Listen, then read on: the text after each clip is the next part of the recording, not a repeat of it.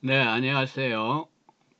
2020년 10월 5일 월요일 오후 시간입니다. 오늘 이제 카이퍼의 칼빈주의 강연 맛보기 5번째 시간 5강자의 제목은 칼빈주의와 예술입니다. 정치나 학문, 예술, 우리 삶의 영역들이죠.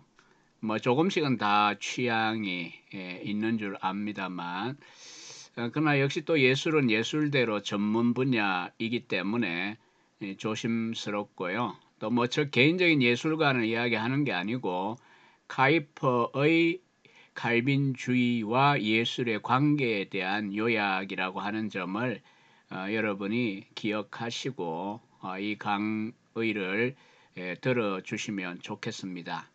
뭐 전문가에 따라 의견은 다를 수 있고요. 또 구교와 신교, 또 신교 안에서도 루터교와 개혁주의의 예술에 대한 관점이 조금씩 다를 수 있고 또 그 이유들이 다 있습니다. 그렇기 때문에 이 시간은 카이퍼가 정리한 칼빈주의와 예술에 대한 이야기를 간단하게 맛본다고 생각하시고요.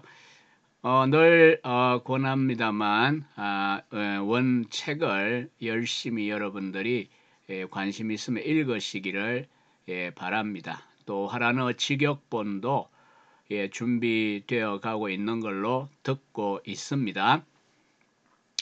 오늘 이 강의 슬라이드 첫면에 보면 오른쪽 편에 그 화라너 책자 이름이 하나 보이실 겁니다. Earth Calvinism and the Kunst, 칼빈주의와 예술. 사실 지금 칼빈주의 강연 5번째 강좌를 여러분들하고 공부할 생각인데 책자가 또 따로 있는가? 네, 있습니다. 두껍진 않고요. 90페이지 정도 되는 카이퍼가 1888년도, 그러니까 이 칼빈주의 강연 전하기 10년 전입니다. 1888년 10월 20일에 자유대학교 총장직을 이임하면서 화란의 관례입니다. 오버드라흐 이임하면서 총장 이임 연설을 합니다. 또 이제 후반부에는 그간에 이제 자기가 총장으로 재임하는 동안에 학교의 상황에 대한 보고도 들어 있습니다. 이때마다 이제 신학 교수들은 신학적인 주제를 다루는 걸 볼 수가 있어요. 일례로 우리가 이제 헤르만 바빙크의 경우에도 깜번 신학교 교장, 거기는 이제 신학교니까요, 교장. 네, 이 교장 이임 연설문들이 굉장히 신학적이고 유명하죠. 예컨대 일반 은혜라든지 교회의 보편성에 대한 강좌라든지, 아무튼 이 굉장히 이 화란 사람들은 이런 기회에 강연을 제대로 준비해서 전하고 일일이 다 읽지 못해도 꼭 출간을 하곤 했던 것이 옛 전통입니다. 그래서 제가 일부러 이제 이 카이퍼의 1888년 총장 이임 연설문 이 속표지를 한번 여러분들에게 이 주제와 연관되어 있기 때문에 여러분들이 한번 소개해 봅니다. neocalvinism.nl이라는 사이트에 들어가시면은 웬만한 카이퍼나 바빙크의 원문들은 PDF로 다 볼 수 있기 때문에 화란어에 관심 있는 분들은 참고하시기를 권합니다. 카이퍼는 먼저 이제 이 금방 소개한 칼빈주의와 예술이라고 하는 이 글자가 너무 자라서 안 보일 것 같기도 한데 칼빈주의와 예술이라고 하는 이 총장 이임 연설에서 예술에 대한 정의를 내린 적이 있습니다. 1888년 그의 나이 51세일 때입니다. 여기 박스에 들어있는데요. 인간은 하나님의 형상을 지닌 자로서 아름다운 것을 창조하고 그것을 즐길 수 있는 가능성을 소유한다. 이 예술 능력은 인간 안에서 영혼의 개별 기능이 아니라 하나님의 형상의 단절 없는 표현이다. 단절 없는 계속되는 표현이다. 라고 정의했습니다. 예술 능력을 아름다운 것을 창조하고 즐길 수 있는 가능성, 그리고 그것은 하나님의 형상의 단절될 수 없는 표현이다. 이렇게 정의를 내렸습니다. 카이퍼는 19세기 말 시점에서 강연하면서 귀족적인 매력으로 간주되었던 이제 칼빈주의 강연 5강의 내용을 우리가 봅니다. 예술의 대중화나 민주화에 대해 긍정적인 평가를 내립니다. 이는 예술에 대한 사랑이 사람들을 좀 더 고상한 방향으로 즐거움을 찾게 하고 저급한 관능성에 대한 기호를 줄이는 것이 확실하기 때문이고, 유물론과 합리론에 의해 위축되어 있는 인간 마음이 자연스럽게 시들어져가는 과정에 대한 해독제를 제공해 줄 수 있기 때문이라고 평가합니다. 또한 카이퍼는 이 냉랭하고 비종교적이고 실제적인 시대에 1898년이라는 강연 전환 시점을 늘 염두에 두고 읽으시고 들으셔야겠죠. 예술에 대한 이 헌신의 따뜻함은 우리 영혼의 많은 고상한 열망을 여전히 살아있도록 했다고 카이퍼는 말합니다. 번역서 174쪽입니다. 카이퍼는 예술 영역에서 칼빈주의의 의의를 제시함에 있어서 칼빈주의의 영원한 의의에 비추어 아름다운 것과 숭고한 것에 그리고 하나님이 인류에게 주신 가장 부여로운 선물 가운데에 하나로서 예술에 집중하고자 한다. 이렇게 서두를 엽니다. 역사적으로 칼빈주의가 예술에 대해 별 기여를 못했다거나 열매 없는 비융통성 때문에 점점 더 높은 미학적 발전을 가로막는 그런 장애물이었다. 이런 비난도 받아왔다는 점을 카이퍼는 의식하고 있습니다. 카이퍼는 이러한 비난들을 일면 인정하면서도 그러한 역사적인 사실이 예술에 대한 칼빈주의가 가지는 의의를 포기하게 만들지 않는다고 생각했고, 이 점에 관련하여 세 가지의 요점으로 이 5강좌는 구성이 되어 있습니다. 세 개의 질문이 있고 그 다음 거기에 대한 답을 하는 내용입니다. 자, 첫 번째부터 한번 볼까요? 자, 칼빈주의는 자신의 예술 양식을 발전시키지 못하게 되어 있었는가? 라고 하는 질문입니다. 자신의 예술 양식을 발전시키지 못하게 되어 있었느냐? 칼빈주의는 다르게 바꾸면요, 고대 그리스의 고전 예술이나 비잔틴 예술 혹은 고딕 성당을 자랑하는 반면에 웅장한 예배당을 자랑하지 않는 칼빈주의는 미학적인 발전 혹은 예술의 발전을 방해한다고 비난을 받아왔는데, 이 카이퍼는 첫 번째 이 박스에 있는 이야기입니다. 종교와 예술의 동맹이 인간적 발전의 저급한 단계를 표상한다라고 비판합니다. 종교적 자유의 심오한 개념을 가지고 있던 칼빈주의는 종교의 영역에서 국가의 권력을 분쇄하고 사제주의의 종언을 고할 뿐 아니라 상징적 예배 형식을 버리고 예술의 요구에 따라 화려한 기념물로 종교적 정신을 거부하였다는 점을 지적합니다. 우리의 종교개혁의 상황을 특별히 개혁파 초기 역사를 염두에 둘 필요가 있습니다. 물론 구약에서는 성전과 사제제도를 포함하는 국가 종교가 허용되었으나 그러한 그림자의 사역이 주님의 목적을 이루고 난 다음에는 그리스도께서는 하나님이 더 이상 예루살렘 성전에서 경배를 받지 아니하시고 신령과 진정으로 예배 받으실 때를 예언하시기에 이릅니다. 또 사도들의 문헌에서 우리는 예배를 위한 예술에 대한 흔적이나 그림자를 전혀 발견할 수 없다는 점을 카이퍼는 지적합니다. 카이퍼는 예술이 언제나 종교의 본질을 표현할 수 없기 때문에 종교가 영적 성숙으로 발전할수록 예술의 속박에, 이 두 번째 박스에 있는 이야기입니다. 종교가 영적 성숙으로 발전할수록 예술의 속박에서 더욱 벗어나게 된다라는 주장을 하면서 헤겔과 에두아르트 폰 하르트만을 정인으로 소환을 합니다.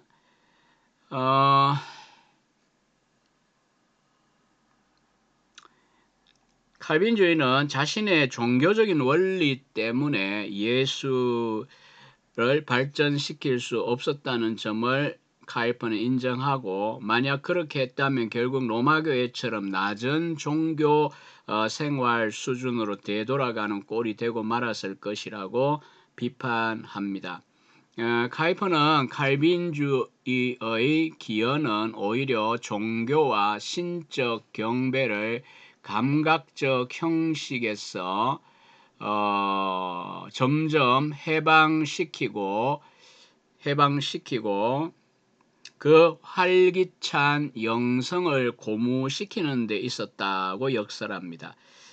제가 앞서 이제 초두에 말했지만 이 카이퍼가 칼빈주의적 예술관에 대하여 변정 내지는 논증하면서 좀 오늘 생각이 좀 따라가기가 힘들어하는 분들이 있을 것 같아 제가 조금 우려했는데, 어쨌든 카이퍼는 왜 그렇게 이야기하는가를 본문을 좀 잘 읽어보면서 이해를 하시면 좋을 것 같아요. 왜냐하면 워낙 지금 현재는 이미지 주도적인 시대에 우리가 살아가고 있습니다. 그러다 보니까 이 칼빈주의가 종교개혁 당시에 했던 그 성상 파괴적인 열정을 이해하기가 쉽지 않을 수 있습니다.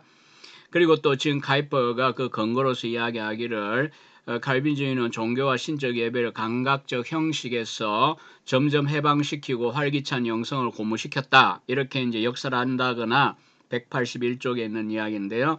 또 19세기 당시 카이퍼 살던 시절이죠. 예배 처소에 상징적인 것들을 재도입하려고 하던 현상에 대하여서는 의식운동, 리추얼리즘 이런 것들이 이제 영국도 일어나고 왕성했어요. 종교생활이 활기 없음이라는 증거다라고 봅니다. 종교생활의 맥박이 순교자의 시대보다 훨씬 희미하다는 슬픈 현상이라고 카이퍼는 개탄합니다. 카이퍼에 의하면 칼빈주의는 종교적 발단에 훨씬 높은 단계에 도달했기 때문에 그 원리는 가시적, 감각적 형상으로 이루어지는 종교의 상징적 표현을 금했던 것이라고 이야기를 합니다. 자, 이제 두 번째 카이퍼가 다루는 질문입니다. 칼빈주의의 인생관 및 세계관에는 예술을 위한 자리가 있느냐라고 하는 질문입니다. 카이퍼는 이 부분에서 특히 칼빈에게 호소를 합니다.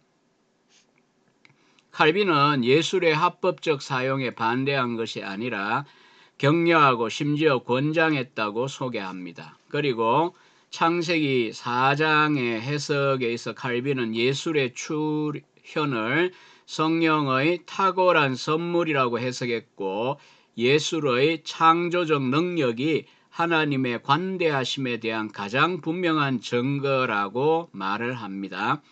또 출애굽기 주석에서는 모든 예술은 하나님으로부터 오며 예술을 하나님의 만드신 것으로 존중해야 한다라고 선언합니다. 자연생활의 이 고귀한 것들은 원래 성령님 덕택이며 예술은 이와 같은 낙담스러운 인생 시기에 우리를 위로하기 위하여 하나님이 주신 것이라고 카이퍼는 생각합니다. 하나님께서 예수를 허락하신 목적을 카이퍼는 이렇게 말합니다. 우리가 예술로서 하나님을 영화롭게 하며 인간 생활을 고상하게 하고 좀 더 높은 즐거움의 샘에서 물을 마시며 심지어 공동의 오락의 샘에서 물을 마실 수 있도록 하기 위해서다. 번역서 186쪽입니다. 또한 예술은 단순한 자연에 대한 모방이 아니라 이 죄악되고 부패한 세계가 우리에게 주는 것보다 더 높은 실제를 보여주는 것이 예술에게 부여된 고상한 소명이라고 말해 줍니다. 이 죄악된 세계가 제공하는 것보다 높은 실제를 계시해 주는 기능을 가진 예술에 대해 카이퍼는 다음과 같이 상술해 줍니다. 이 슬라이드의 마지막 인용문입니다. 번역서 188에 있는 내용입니다. 예술의 소명은 보이고 들리는 모든 것을 관찰하고 그것을 파악하고 예술적으로 재생산하는 것뿐 아니라 이 자연적 형식에서 아름다운 것의 질서를 발견하고 이 높은 지식에 의하여 부여롭게 되어 자연의 아름다운 것을 초월하는 아름다운 세계를 만드는 것이다. 번역서 188쪽의 인용문입니다. 카이퍼는 또한 예술은 죄로 말미암아 상실하게 된 참으로 아름다운 것 혹은 장차 회복되게 될 세상의 완전한 영광에 대한 예언이 되며 우리로 그 광채를 기대하게 하는 과제를 가지고 있다라고 봅니다. 하나님의 주권을 불변의 출발점으로 삼는 칼빈주의 관점에서 보자면 예술 역시도 최고 예술가이신 하나님께로부터 기원한 것이라고 볼 수밖에 없고 참으로 새로운 것을 생산하는 능력은 하나님의 능력에 속한 것이고 하나님은 언제나 창조적인 예술가이시다 라고 하는 점을 우리가 생각해야 한다는 것이죠. 창조적인 예술가 셰퍼나 프렌치 셰퍼나 이디스 셰퍼가 떠오르시는 분들도 있죠. 창조적인 예술가 하나님에 대하여 카이퍼가 먼저 이렇게 지칭했습니다. 따라서 예술적인 재능이나 예술적 재능 자체가 인간 본성에 자리 잡을 수 있다는 것은 우리가 하나님 형상을 따라 지음을 받았기 때문이라고 카이퍼는 말합니다. 번역서 191쪽에 있는 내용을 제가 또 조금 인용을 하겠습니다. 우리는 하나님의 주권과 우리가 하나님의 모양을 따라 지음받은 것이 필연적으로 칼빈이 채택하고 우리의 예술적 본능이 여전히 인정하는 예술의 기원과 본성과 소명에 대한 저 높은 해석에 도달한다는 것을 안다. 소리의 세계, 형상의 세계, 빛깔의 세계, 시적인 착상의 세계는 하나님 외에 다른 원천이 있을 수가 없다. 그리고 하나님의 형상을 가진 자로서 이 아름다운 세계를 파악하고 예술적으로 재생하고 인간답게 그것을 누리는 것은 우리의 특권이다. 카이퍼의 말입니다. 자, 우리 이제 세 번째 질문을 봅시다. 칼빈주의가 원리와 실천에서 예술의 진보를 얼마나 고귀하게 권장했는가?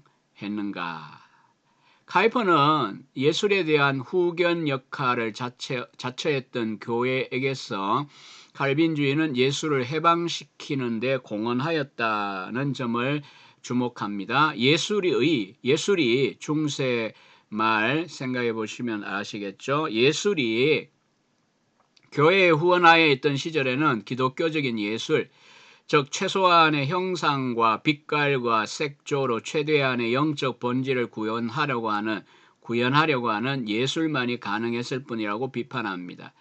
하지만 칼빈주의는 예수를 교회의 후원과 간섭으로부터 독립시켜 거룩한 영역에만 국한시키지 아니하고 사회생활에서 그 모습을 드러내는 것이 가능하게 만들어 주었다라고 봅니다. 그래서 197쪽에 보면 칼빈주의 자체는 순전히 우연히 르네상스를 격려하지 않았고 자신의 가장 깊은 원리에 따라 분명한 의식과 명확한 목적을 가지고 격려했다라고 논평을 하고 있습니다. 카이퍼는 칼빈주의가 예술의 해방을 장려한 이유는 자신의 세계관 및 인생관의 결과로서 그렇게 했다는 점을 주장합니다. 칼빈주의는 이 세상이 하나님의 강력한 활동을 위한 무대이며 우리 사람은 여전히 그 손의 창조물이며 이 창조물은 구원과 상관없이 여기 땅에서 이 현재 경륜 아래서 강력한 과정을 완성하며 그 역사적 발전에서 전능하신 하나님의 이름을 영화롭게 해야 한다라고 믿기 때문이라는 것입니다. 198 이하에 있는 문장을 제가 조금 읽겠습니다. 이 목적을 위해 하나님은 인간을 위하여 온갖 삶의 표현을 정하셨으며 그 가운데서 예수는 아주 독립적인 위치를 차지하고 있는 것이다. 예술은 학문이나 정치나 종교 생활이나 심지어 계시가 비출 수 없는 창조의 규례를 드러낸다. 예술은 자신의 뿌리로 자라고 꽃 피우는 나무이다. 예수는 오직 자신의 성장 및 생명의 법칙은 일단 발견되었다면 영원히 예술의 기본 법칙으로 남아 있어야 한다라고 이야기합니다. 그리고 인생의 단일 부분을 무시하지 않고서 자신의 찬란한 세계로 종교를 포함한 인간 생활의 전체를 받아들이는 예술이 있어야 한다라고 카이퍼는 주장합니다. 종교를 포함한 인간 생활의 전체. 우리가 이제 이 교황권의 후원을 받던 중세 예술을 생각하신다면 종교적이었죠. 하지만 칼빈주의는 종교를 포함한 인간 생활의 전체를 받아들이는 예술을 할 수 있도록 교회의 후원에서 예술을 자유롭게 했다라고 하는 이야기를 하고 있습니다. 카이퍼는 이어서 칼빈주의가 실제로 구체적인 의미에서 예술 발전을 진전시켰다라고 하는 점을 역사적으로 예정해 나갑니다. 네덜란드 경우에 칼빈주의 예술은 특히 주관적인 예술, 즉 시나 문학에서 탁월함을 보였습니다. 시나 문학에서 탁월함을 보였습니다. 빌름 빌더데이크나 18세기 19세기의 화란의 유명한 개혁주의 시인 문인이죠. 이삭 다 코스타와 같은 그런 인물들을 우리가 생각할 수 있습니다. 뿐만 아니라 렘브란트를 비롯한 16세기의 미술을 들 수 있습니다. 16, 17세기를 The Howden Age, 황금의 세기라고 이야기하죠. 여러분이 잘 아는 렘브란트를 비롯하여 진주 귀걸이를 한 소녀 하면 델프트의 화가 요하네스 프르미어, 이 베르메르 뭐 이렇게 하면 이제 영어식의 발음이고요. 퍼르미어 혹은 퍼르메이르 이게 조금 그렇습니다. 퍼르미어의 경우 이 그림을 보십시오. 이 우유를 따르는 밀크 메이드 뭐라고 해야 할까요? 집에 이제 가정부죠. 이 우유를 따르는데 실제 그림을 보면 굉장히 사실적입니다. 그 암스테르담에 있는 레익스 뮤제움 그 국립박물관에 가면 이 프르미어 그림이 걸려 있고요. 그 다음에 이제 레이스를 이제 하고 있는 이 소녀의 그림 루브르에 있는 것으로 확인이 되어집니다. 다 프르미어의 그림입니다. 이거 외에 뭐 다양한 그림들, 델프트의 정경을 그린 그림이나 소설이나 영화로도 유명해진 진주 귀걸이를 한 소녀 같은 그림이라든지 그림들을 보시고요. 또 뭐 당시 황금의 세기의 The Howden AU 이 세기의 수많은 그 미술가들의 그림을 보시면 단순히 종교화만 그리는 것이 아니고요. 지금 카이퍼가 이야기했던 종교를 포함한 인간 생활의 전체를 받아들일 수 있는 예술입니다. 그리고 카이퍼가 또 말하는 대로 하나님의 선택에 대한 신앙이 평범한 사람에 대하여 작고 사소한 것에 대하여 미술가들의 눈을 열어주었고 예술 소재로 삼게 했다라고 이야기를 카이퍼는 합니다. 물론 여러분이 그 프르미어 다룬 영화나 렘브란트에 대한 기록도 읽어보시면 알지만 당연히 예술가도 후원이 필요하죠. 그래서 이제 뭐 부자나 힘 있는 사람들을 위해 초상화라든지 이런 걸 그려주면서 사실 후원을 받고 경제적으로 살 수가 있었습니다.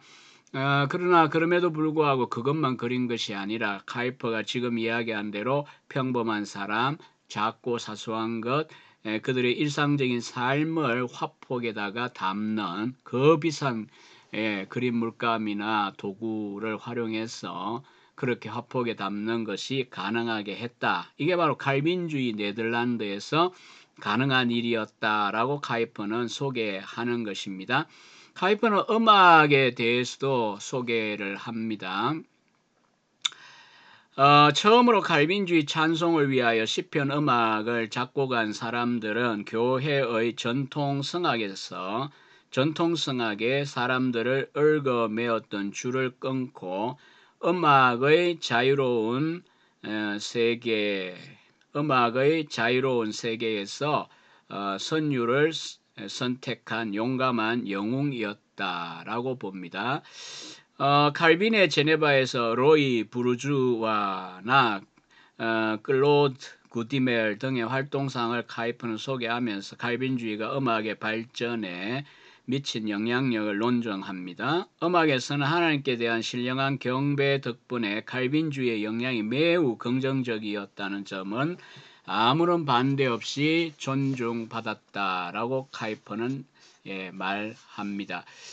카이퍼가 이 시와 문학, 네덜란드의 시와 문학에 대한 이야기할 때 윌름 빌드데이기나 이삭 다 코스타 두 사람 다 이제 흐룬 판 프린스트러 보다는 또 조금 나이들이 많은 뭐 경우에 따라 더 많기도 하고 상당히 그 앞세대입니다. 흐룬이나 아브람 카이퍼나 헤르만 바빙크가 다 존경하고 또 즐겨 읽고 인용하기도 했던 시인들입니다.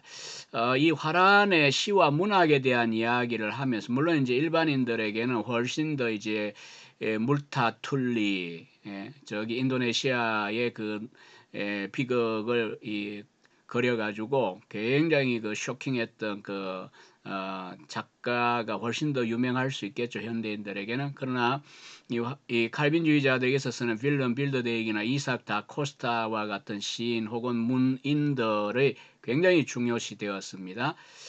이 사람들과 관련하여 이야기하면서 카이퍼는 미국 회중에게 말하기를 그 번역서 200쪽에 보면 나와요.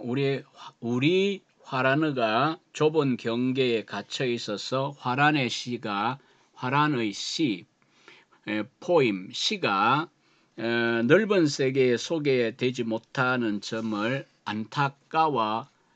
안타까워하고 있습니다. 카이퍼는 1898년만 그런 게 아니라 현재의 상황에서도 여전히 네덜란드어는 참 안타깝게도